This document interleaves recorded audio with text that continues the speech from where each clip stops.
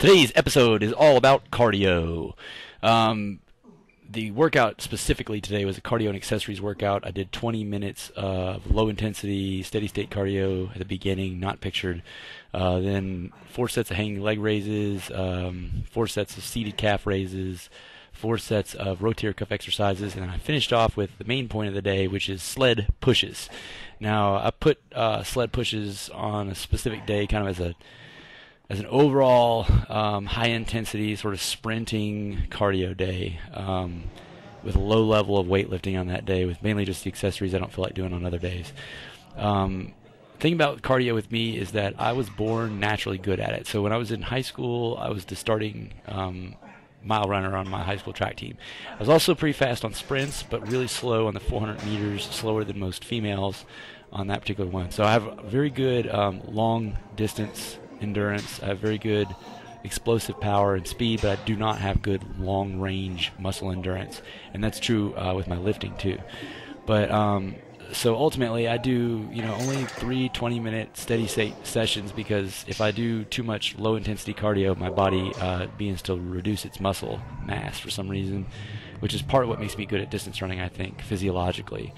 But anyway, I mean, I had like a 5-minute flat time in a meet, and I've done under 5 in practice back when I was in high school. So like, cardio has always come easy to me. So in order to step it up and make it more a part of my strength training program, I do one day where I do sled pushes, and I don't really do much lifting that day. In this particular case, I did 10 sets of sled pushes, starting off with 250 pounds worth of sled and weight, and moving up to 300 for the last 6 rounds. And they were all 50-foot turf sprint type style pushes, where I'm just sprinting as fast as I can with the weight, pushing it forward. This really takes me, first of all, it gives me a pump in my quads that I'm sure produces muscle hypertrophy. It's obvious. It doesn't have an eccentric phase, so you don't get as sore.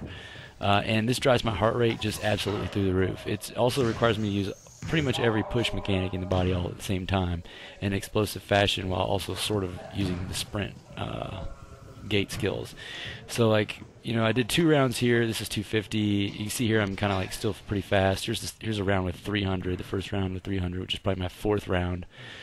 See, at this point I'm starting to kind of get winded, but there's still some explosiveness there.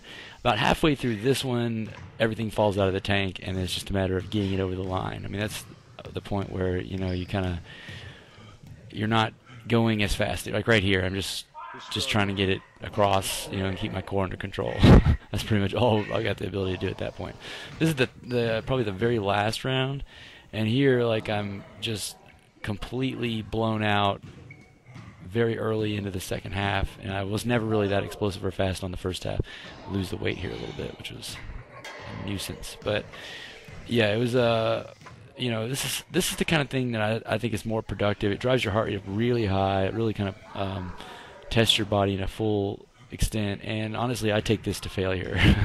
Personally, I wouldn't recommend everyone do that, but as you can see, I did it right here. Like, comment, subscribe. Peace.